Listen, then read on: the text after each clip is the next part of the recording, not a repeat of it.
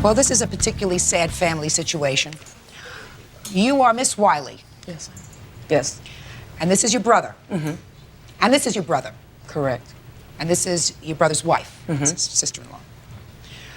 According to your complaint, you will be speaking for your brother, unless I need to speak for him. Yes. How old are you? 22. Do you want to speak to me first? Want to try? Yes. Yes, According to your complaint, you receive Social Security disability. yes, I do. That's because you have some sort of learning disability. Correct. And how much do you receive a month from Social Security? Right now, $850. $850. According to your complaint, there was a time when your brother was the payee for your Social Security. Correct. For about a year? Approximately 2 years. 2 years. Yes, since 95. And you say that while he was the payee for your Social Security, he didn't pay certain of your bills. Correct. Now, was your brother living with you for a period of time? Is that what I understand? Yes, he was. And you say that you spent more than you received. Yes, I did. Well, tell me about that. Well, there's a few things. For one, the living expenses alone, his rent incurred almost ate up his monthly installments. Just a second. You know, let's try to keep it simple. You got all of his Social Security, $850. For how long a period did you get the $850 a month? It wasn't $850. It started out $730. It escalates every year. Okay, so it started. For how long did you get his Social Security? For 2 years, about 2 years, almost a year. And was he living with you during that 2-year period or not? Yes, he was. And what did you use that money for? To pay his living expenses. Like what? We living in a hotel. I was paying his hotel expenses week to week. Were you all living in the same room? No. He had his own room? And we had. Okay. So you were living in a hotel for a while? Yeah. Okay. And what was his hotel bill when you were living there? It was $175 a week. And how long did you stay in the hotel? Probably about 8 months, 6 months. It was almost a year. Let me ask you this question, because this is going to be very difficult. I'm not going over a 2-year period to see whether you paid more or less. It's very hard to support somebody fully. You understand that, Miss Wiley, on $730 a month. Okay. Right? Yeah, right. I mean, we're not talking about a lot of money here. Do you understand that? Yes. Okay. Let me go through some of these bills with you, sir. There's a $937 phone bill. Do you know anything about that? Not really. I think she probably can answer that one a little better than Mainly, most of the bills was for him calling my mom and my dad. They live in Vegas, and if you look at the bill, there's a lot of Vegas calls because at that time, none of the other family members were dealing with Guy. So the only family he clinged to was my family, and he called. Just a minute, whose phone was this? This was his phone in his own room. Okay, he picked up the phone and he called. So you my had a mom. phone in your room? His own room. You had a phone in your room? Yes. And over what period of time did this $937 bill build up? They build up practically. Sometimes that she used to have me call her mom for her. Oh, no, over how many months? Do you know? About almost a year. What about the medicine? His medicine was being paid. I have the receipt, and we have witnesses here. UCLA stopped taking care of it when he started being irresponsible as far as making his appointments. They took offense to that, and they didn't think he was that serious about that. Because we used to let him drive our car He drove to the hospital. Some of his visits at first started out, Guy was going himself because none of the family members would come pick him up and take him to the hospital. And our best friend right here, Dennis, when he was staying at the Dairy Inn, would come pick him up, take him to the hospital. I would pick him up when his appointment was done. We would go to the pharmacy together. We would get his prescription, and we would come home. I have the receipts here. Okay, now stop for 1 second. Miss Wiley, where were you when this was all going on? Ralph and I were not getting along. Okay. Oh, God. Ralph and I were not getting along. Guy was with my sister Selma at first. Selma told him because he wanted Ralph to be his payee because he loved Ralph, all that stuff. And so my sister asked me, "Are you sure you want to go with Ralph? Are you sure you want to do that?" So all the family members asked Guy, "Are you sure you want to go with Ralph?" Ralph and I, the family got along real bad, okay? Me and Ralph just wasn't even on speaking terms. So when I told Guy, my hands are untied, I'm through. You want to deal with him and her? I don't want to be bothered. So I stepped out of it.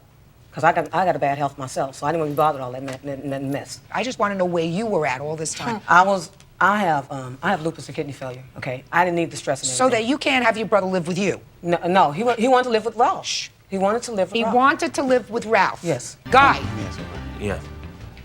tell me why you left Ralph. Okay, reason why I left Ralph because really I was in the store. Bonnie had got mad at Ralph and turned around and told me, you know where all your money's going? Your whole check on UPS orders in Did the I store. say that? Shut Guy? up. I don't want to hear you. He's talking. And I was so hurt when she said that because Ralph had left the store like it's the truth. You know, that's how I know Ralph was taking advantage of me. She come to me telling me, your brother's taking your money. He's doing this with his check. He's paying for UPS orders. This is what she said about him. You know, I be trying not to believe it because he come to me telling me, I'm not taking your money, guy. Don't listen to her. You know, but I can't help but because you keep putting it in my head. You know, Ralph is. So you got angry. So I got angry and we was in stores. So I decided that, you know, I didn't want to settle working in the store no more. So you were working in your brother's store. Yeah, for only really $10 a day. And I told him I decided, you know, because he had me sleeping in the store a couple nights. And What kind of store do you have, sir? Sporting good stuff. And your brother was working in your store? Yeah, I guess you can call it that. What do you mean you guess you could call it that? He said he was working there every day. He was there. Doing what? He Taking care of the stock? he's Taking care of the You want stock? to say he worked? No, he wasn't taking care of the stock. Cleaning up? Answer the phone. Answer the phone. Just a minute. Answer the phone? Yeah. And he was there every day. He wasn't there every day. He was late a lot of times. Yeah, he was a big help to me, and Good. I'm not denying that. Good. How much did you pay him? It varied. I mean, as we made money, he made money. It depended. There was no. I said hourly salary. Why not? He's your brother. That doesn't mean he's a slave. That means if he's working in your store, he gets an hourly wage. He gets minimum wage. He gets whatever the minimum wage was when he was working there in '96. He should have been. If he's not in your store, he could be working someplace else. Well, that's the thing. He couldn't work anywhere else because of his inabilities. I was trying to assist him during that time. Sir, listen to me.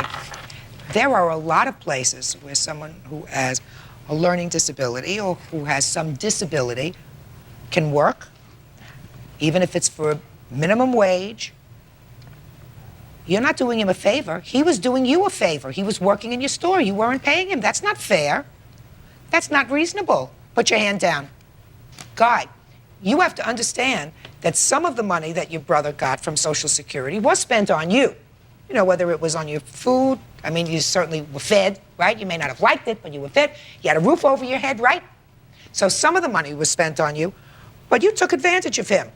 You can't have him work in your store without paying him. He was paid, Judge. Oh, just a second. I'm sorry. I think that you ought to be quiet. You know, we don't need anybody stirring up the pot. You're a pot stirrer. You're supposed to give him a set amount of money. He's an employee if he comes into the store. Now, if you said to me you weren't getting any money from him, from Social Security, and he was working in your store to sort of pay for his keep in your home, that's a different story. But you were getting anywhere from $700 and change a month to $800 a month for him. And in addition to that, you give him a couple of bucks whenever you felt like it. What do you mean? What are you shaking your head? No, madam. Can I tell you, that's not, I have checks here where I would write to Guy, and Guy didn't get $10 a day, okay, Judge Judy. He got money. We gave him, even if we didn't make anything in the store, we paid Guy. Listen, that's what happens when you have a business. When you have somebody who works. But he got paid, okay? Show me. Show me the checks made out to him. These were checks made out to him, and I wrote them to him. He went to the bank, and he bought them back. Show him. I paid him, and I took money out of there, and I paid Guy. Just a minute. What do you mean?